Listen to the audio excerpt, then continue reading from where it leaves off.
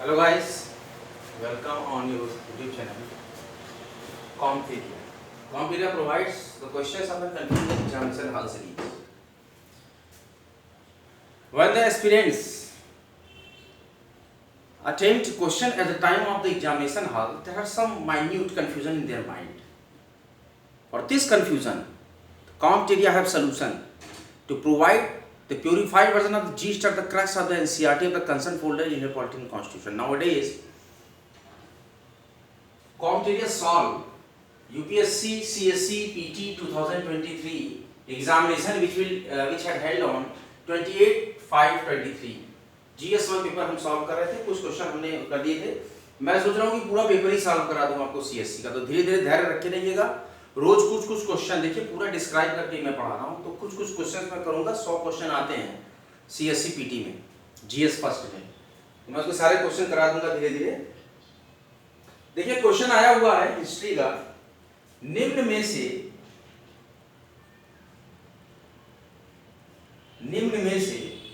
कौन सा, ये ISPD का क्वेश्चन मैं करा रहा हूं, कौन सा एक संगम कविताओं में, निम्न में से कौन सा एक संगम कविताओं में यथावर्णित। देखिए हमारा सब्जेक्ट है पॉलिटिकल कॉन्स्टिट्यूशन चल रहा है, मुझे पता है, लेकिन मैं एक बार पूरा यूपीएससी का क्वेश्चन पेपर मैंने पिछले साल भी सॉल्व कराया था, इस साल भी मैं सॉल्व करा ही देता हूं। उसके बाद हम लोग कंटिन्यू करेंगे जहां से हमारा आई पॉलिटिकल कॉन्स्टिट्यूशन का वो फोल्डर रुका हुआ है।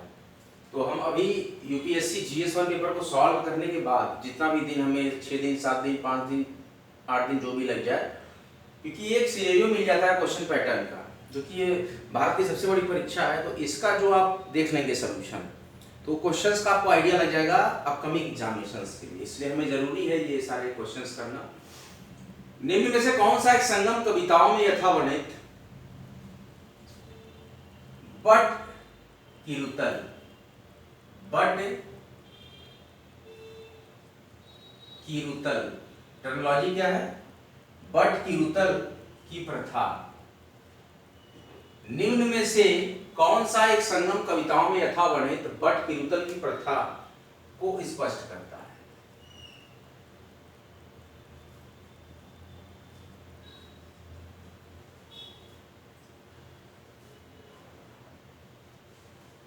मैं पूरा डिस्क्रिप्शन आपको पढ़ा रहा हूं,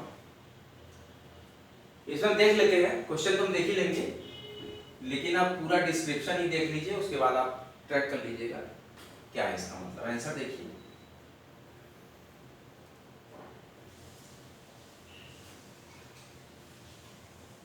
बट किरुतल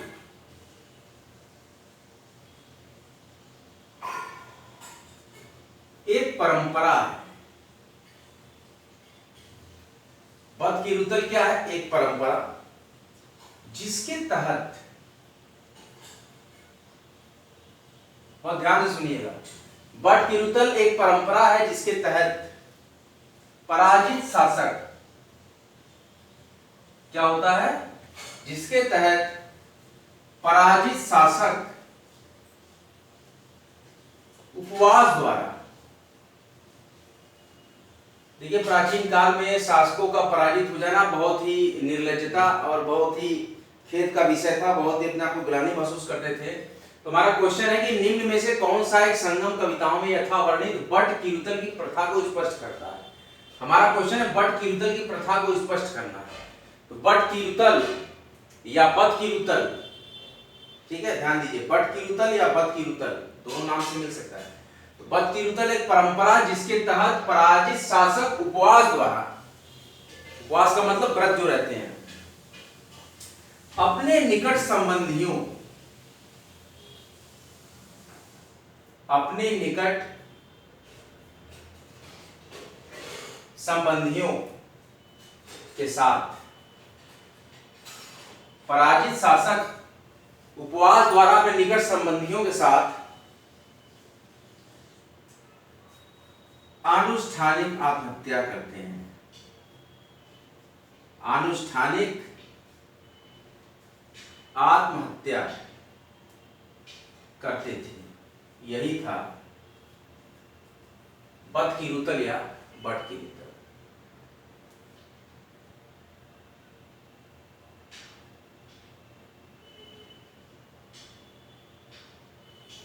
तो इसमें जो डी ऑप्शन था इस क्वेश्चन में सही होगा। डी ऑप्शन में दिया था युद्ध में पराजित राजा,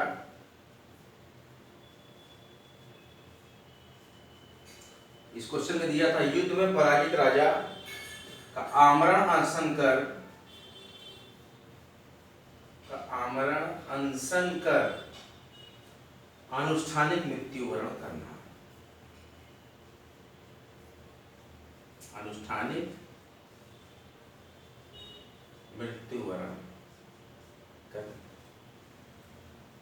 कौन सा एक संगम कविताओं में यथावर्णित बट की रुतल या बत की रुतल की प्रथा को स्पष्ट करता है? तो बत की रुतल क्या है कि एक परंपरा जिसके तहत पराजित शासक उपवास द्वारा अपने निकट संबंधियों के साथ आनुष्ठानिक आत्महत्या करते थे।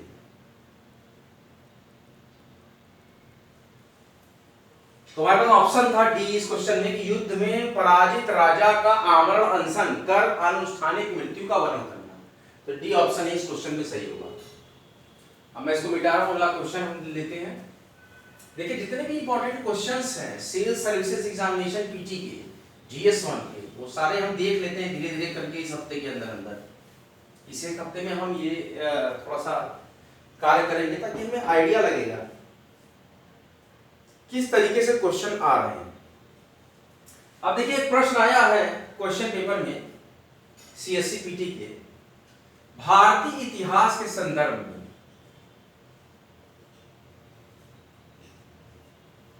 भारतीय इतिहास के संदर्भ में अलेक्जेंडर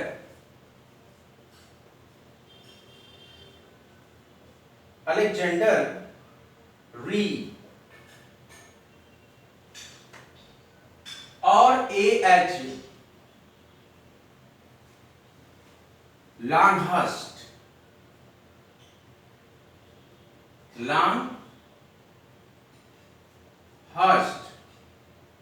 और रॉबर्ट स्वेल, देखिए नाम देखिए, रॉबर्ट स्वेल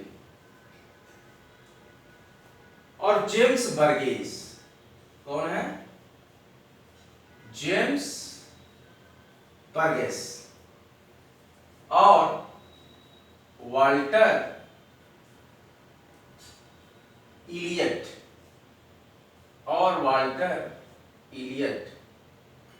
किस गतिविधि से जुड़े थे?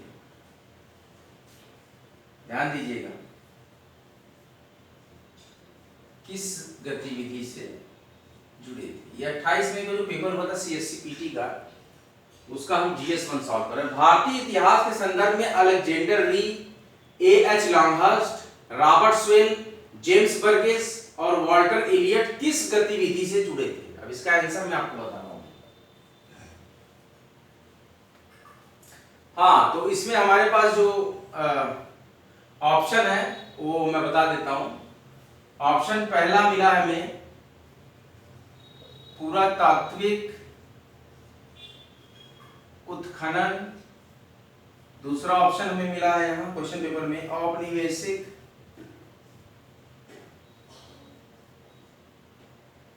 भारत में अंग्रेजी प्रेस की स्थापना। ये सारे जो आदमी हैं किससे जुड़े हुए हैं व्यक्ति। और फिर तीसरा है देसी रजवाड़ों, मतलब राजा रजवाड़ों में गिरजाघरों की स्थापना की है इन लोगों ने, या तो औपनिवेशिक भारत में रेल का निर्माण किया है। औपनिवेशिक भारत में रेल का निर्माण किया है। क्या किया इन लोगों ने?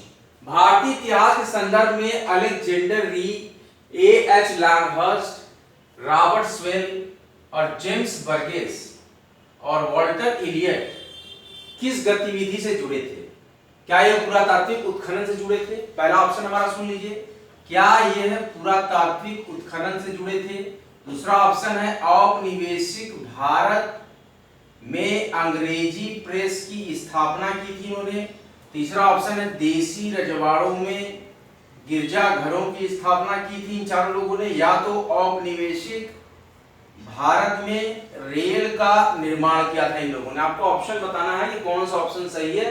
क्वेश्चन हमारे पास यहां से स्टार्ट है और आंसर हमारे पास ऑप्शंस यहाँ पे हैं ABCD। आपको ऑप्ट करना है कि ABCD में से कौन सा सही है। ये हम CSCPT क्वेश्चन पेपर करा रहे हैं, उसको सॉल्व करा रहे हैं, जो कि 28 मई 2023 को पेपर हुआ है जनरल स्टडीज 1 का फर्स्ट सिटिंग का। ध्यान दीजिएगा, हम बहुत जल्दी जल्दी ABCD मार्क करके नहीं आगे बढ़ रहे हैं, एक एक क्वेश्चन को ट्रैक कर रहे हैं, पूरी तरीके से इसको सिंथेसाइज करके टोटली क्लियरली एक्सप्लेनेशन को ब्रीफली डिस्क्राइब कर रहे हैं और यहाँ पे हम सॉल्व करेंगे और बहुत ही आराम से हम पूरा समय लेंगे। भले ही इस पेपर को करने में हमें 1 हफ्ते का भी समय लग जाए, लेकिन हम इस पूरे क्वेश्चन पेपर को सॉल्व करेंगे और देखेंगे कि प्रेजेंट सिनेरियो में जो चल रहा है UPSC CSC PT का पैटर्न कैसा है, ताकि और भी विद्यार्थियों को सहायक हो किस तरीके से हमें अपकमिंग एग्जामिनेशन में ट्रैक करना है क्वेश्चन क्या है, ट्रैक द क्वेश्चंस। जैसा कि हमारा मोटो रहा है, we provide the qualified version of the gist of the crux of the NCERT of the concerned folder।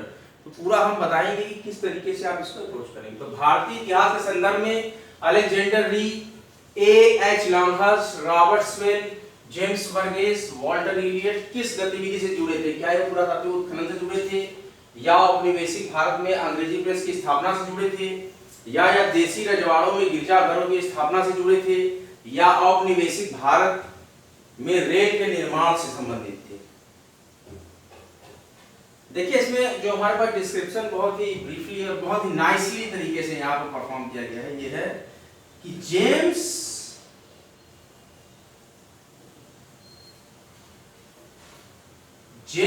Burgess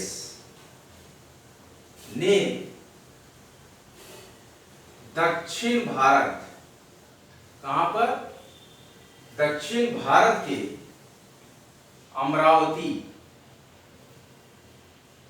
यहां पे हमारे पास है जेम्स बर्गेस ने दक्षिण भारत के अमरावती, जगपेट,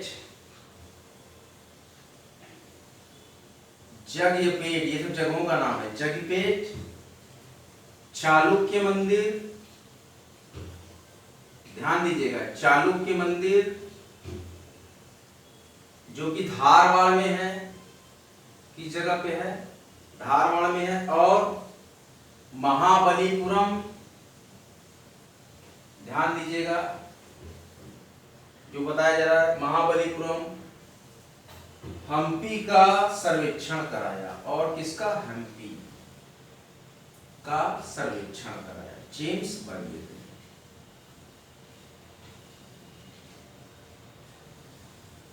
इसी समय मथुरा के, बहुत इंपॉर्टेंट पॉइंट, इसी समय मथुरा के कांकाली टीला का उत्खनन, कांकाली टीला का उत्खनन, क्या है ना उत्खनन, और यहीं पर पहला ऑप्शन है पुरातात्विक उत्खनन, ऑप्शन ए सही होगा, लेकिन हम लोग इसको पूरा कंप्लीट कर लेते हैं। कांकाली टीला का उत्खनन हुआ और 20 खंडों में, 20 पार्ट्स, 20 खंडों में, अब एक सीरीज थी new imperial series, new imperial series में क्या वर्णन है? पुरातात्विक सामग्री का प्रकाशन, बहुत ही क्लियर हो गया, सामग्री का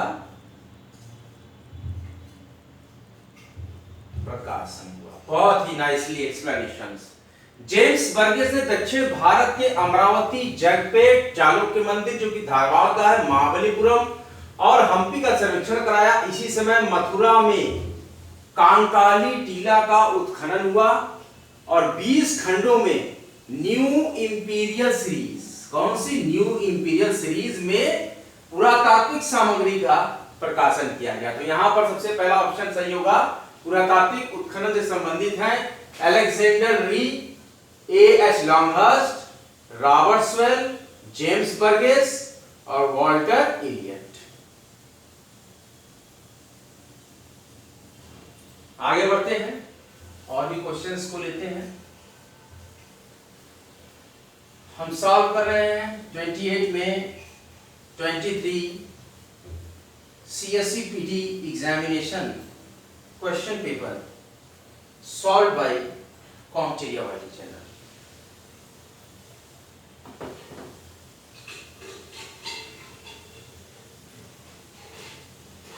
इसके बाद एक क्वेश्चन आया था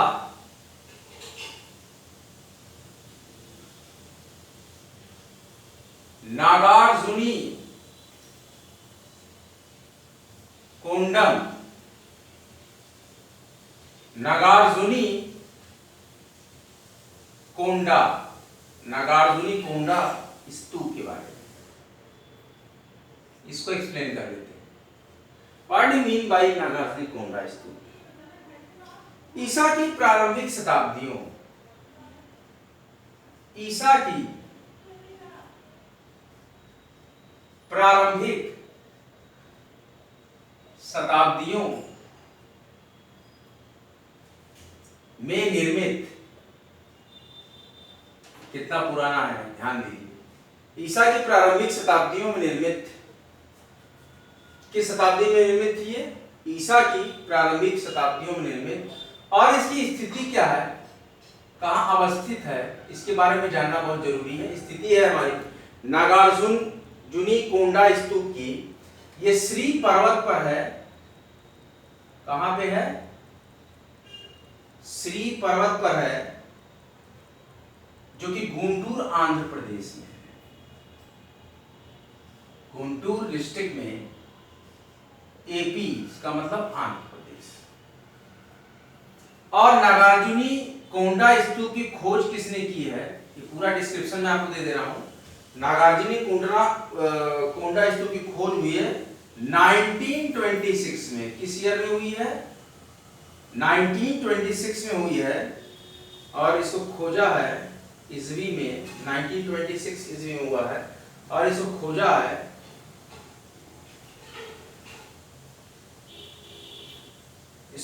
है लॉन्गहर्स्ट ने। किसने?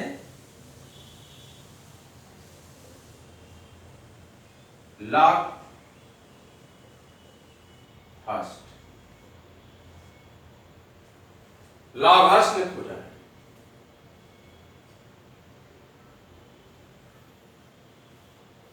बहुत ही इंपॉर्टेंट क्वेश्चन। अब अगला क्वेश्चन लेते हैं इंपॉर्टेंट, जो कि यूपीएससी सीएससी का है।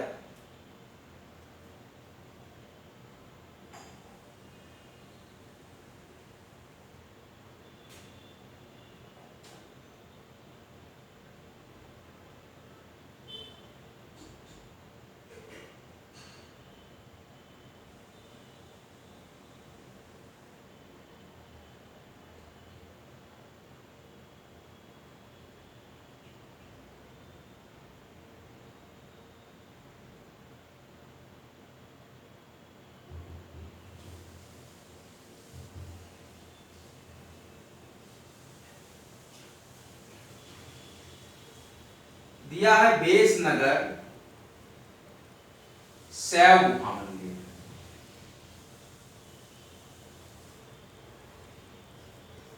मिलाना है जोड़ा।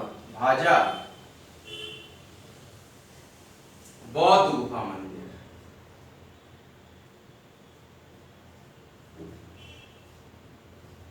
जोड़ा मिलाना है। सित्तन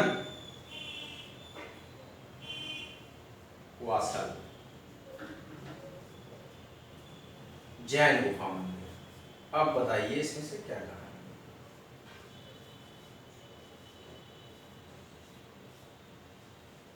जोड़े मिलाओ, युग्मों पर विचार करें, कौन कौन सी युग्म सही है।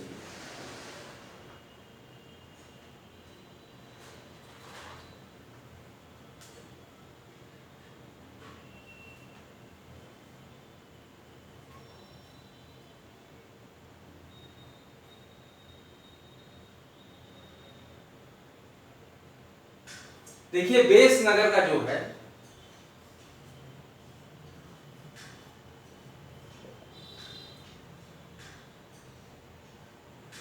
गरुण स्तंभ, कौन सा है, बेस नगर में गरुण स्तंभ है।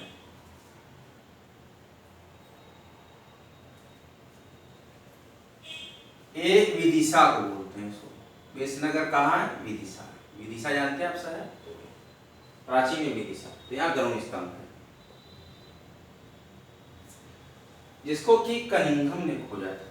किसने, कनिंघम ने गरुण स्तंभ। इसके बाद भाजा की बात करते हैं।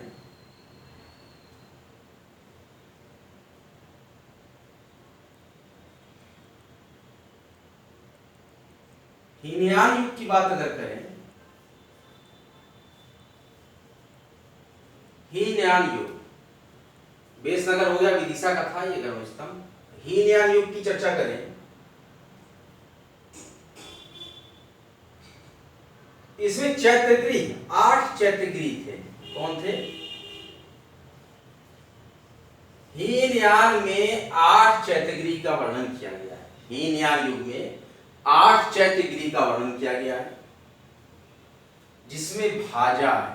एक चैत्यगृह क्या है, भाजा, भाजा के बारे में समझ लीजिए। इसमें भाजा है, फिर अब 8 का नाम सुन लीजिए, कोंडले है, कोंडाने, उसके बाद चैत्यगृह है, पीतल खुरा,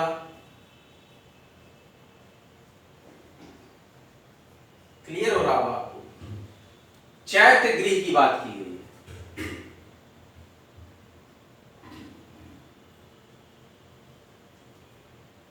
और अजंता, ठीक है, फिर बेडसा, ठीक है, फिर अजंता की दूसरी गुफा, नंबर में बता रहा हूं, अजंता की गुफा संख्या 9 और अजंता की गुफा संख्या 10 थी पहली वाली। इसके बाद नासिक है, चैत्यगृह की जो स्थापना देख लीजिए कहाँ कहाँ है। फिर उसके बाद कार्ले, 8 हो गए, भाजा, कोंडाने, पीतलखोरा, अजंता की गुफा 10, बेडसा, अजंता की गुफा 9, नासिक और कार्ले, 8 जो है चैत्यगृह है। हीनयान युग कितने हैं, चैत्यगृह हैं 8।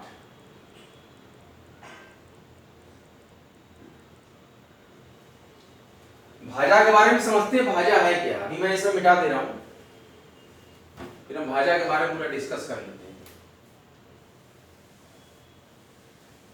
एक तो हमने बेस नगर विदिशा के बारे में डिस्कस कर लिया, क्वेश्चन में आपको 3 पॉइंट थे, एक का डिस्कशन हमने कर लिया, दूसरा अभी थोड़ा सा इसका सिनेरियो हमने लिया है। अब ये भाजा को हम डिस्क्राइब कर रहे हैं, भाजा है कहाँ, पहला जो हमारा चैत्यगृह है भाजा।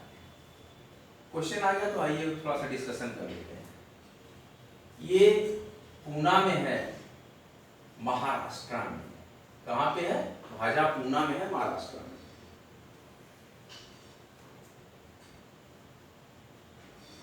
वेस्ट इंडिया में सिचुएटेड है, कहाँ है, पश्चिमी भारत में सिचुएटेड है। ये प्राचीनतम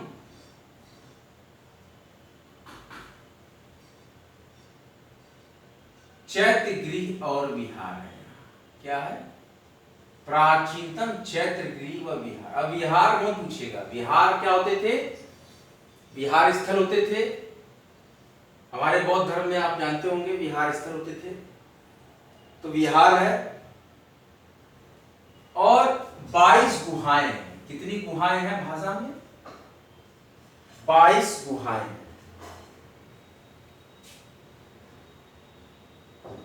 इसमें ठोस कटे हुए, इन गुहाओं में क्या है, ठोस कटे हुए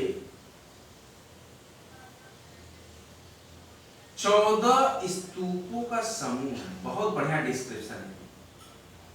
14 कटे हुए स्तूपों का समूह, हुए 14 स्तूपों का समूह, ठोस कटे हुए 14 स्तूपों का समूह है जो 22 गुहाएं हैं। और ठोस कटे हुए 14 स्तूपों का समूह है। इसका चैत्य भाजा का, इसका चैत्य अर्धवृत्ताकार है। कैसा है? अर्धवृत्ताकार है। सबसे पहला दृश्य जो यहां उत्कीर्ण होता है इस चैत्य विहार, प्रथम दृश्य के बारे में समझिए। हम भाजा के बारे में, प्रथम क्या है? रथ पर सवार, रथ पर सवार एक पुरुष,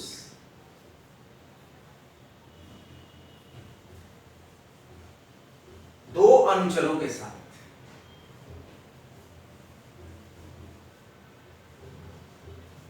दो अनुचरों के साथ। भाजा के बारे में पढ़ रहे हैं, क्वेश्चन में आ गया तो हम लोग एक्सप्लेन कर रहे हैं। एवं दूसरा जो दृश्य है, द्वितीय दृश्य, दो दृश्य है इस चैत्य में, अर्धवृत्ताकार। प्रथम की रथ पर सवार एक पुरुष दो अनुचरों के साथ, मतलब नौकरों के साथ है। और द्वितीय हाथी पर सवार, हाथी पर सवार एक पुरुष, एक पुरुष हाथी पर सवार अनुचर के साथ, हाथी पर सवार अनुचर के साथ, नौकर के साथ किसी पुरुष की आकृति है।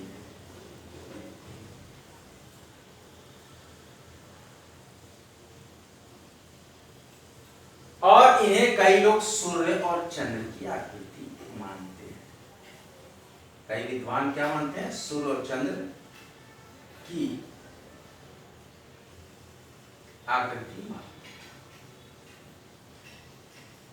क्लियर हो गया भाजा क्या था? अब अगले पॉइंट पे चलते हैं। एक और पॉइंट था हमारे पास, थोड़ा सा डिस्क्राइब कर ले रहे हैं हम लोग इस क्वेश्चन को, थोड़ा अच्छा लगता है कि we have find the total description of the such type of complicated question which will be asked in UPSC exam।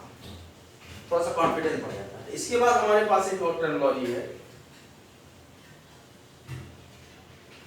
सित्तन vassal. तीसरा था, उस क्वेश्चन को ध्यान दीजिए, सित्तन वासल। ये सिद्धांत वासल का था। पहला हमने आपको डिस्क्राइब कर दिया बेस नगर जो कि विदिशा में है, दूसरा हमने डिस्क्राइब कर दिया भाजा पुणे महाराष्ट्र में, और तीसरा पॉइंट था हमारे इस क्वेश्चन में सित्तन वासल। ये पल्लव काल का था। किस शासक के काल का था? पल्लव कालीन। सित्तन वासल क्या है? पल्लव कालीन। ये गुफाएं, ये कावेरी नदी के किनारे का वर्णन है, वही वो पाया जाता है, कावेरी नदी के किनारे। तमिलनाडु, कौन सा स्टेट? तमिलनाडु। कावेरी नदी के किनारे तमिलनाडु। इसका अर्थ है, सित्तन वासल का अर्थ है, इसका अर्थ क्या है? जैन संतों के सिद्धों का निवास। ध्यान दीजिए, जैन संतों के सिद्धों का निवास। क्लैरिफाई हो गया आपको?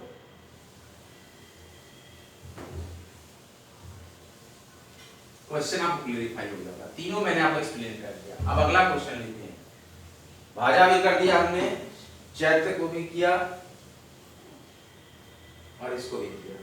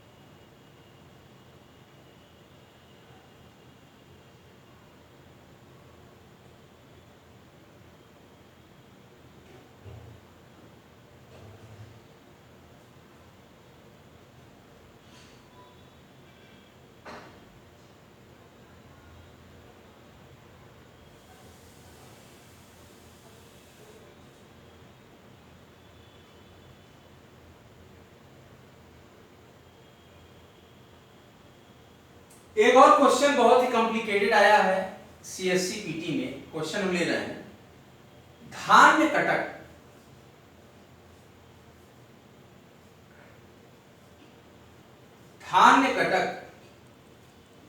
जो महासंघियों के अधीन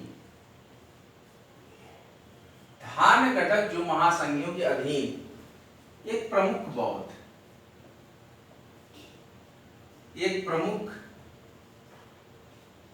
बौद्ध केंद्र के रूप में समृद्ध हुए। केंद्र के रूप में समृद्ध हुआ।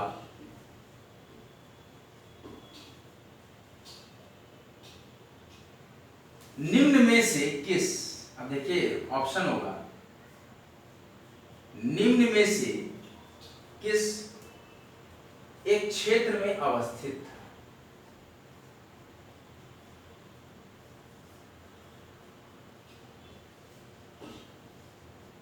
क्षेत्र में बता रहा हूं, क्वेश्चन मार्क है ये, ध्यान दीजिए। निम्न में से किस एक क्षेत्र में अवस्थित था? धान्य कटक। क्लियरली आपको सुनाई दे रहा है जो मैं कर रहा हूं? धान्य कटक। पहला दिया हुआ ऑप्शन ये आंध्रा में था। दूसरा ऑप्शन दिया हुआ है गांधार में था।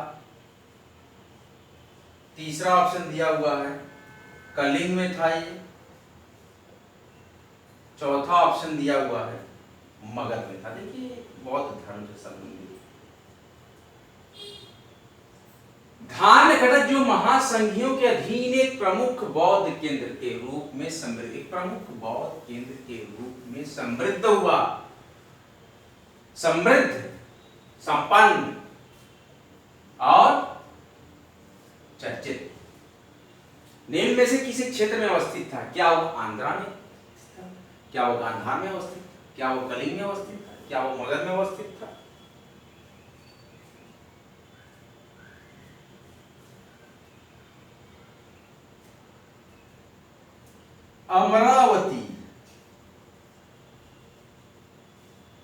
अमरावती का प्राचीन नाम, अमरावती डिस्ट्रिक्ट का नाम आपने सुना है? अमरावती का प्राचीन नाम धान्य, देखिए क्लियर हो गया यहां, धान्य कटक। अमरावती का प्राचीन नाम धान्य कटक। एग्जैक्टली क्या है इसका नाम?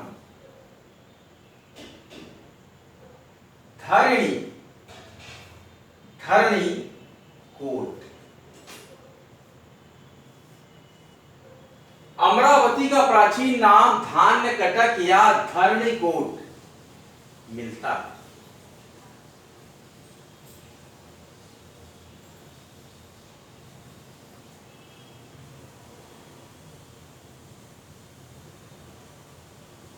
आंध्रा में, आंध्र प्रदेश में, एपी का मतलब आंध्र प्रदेश में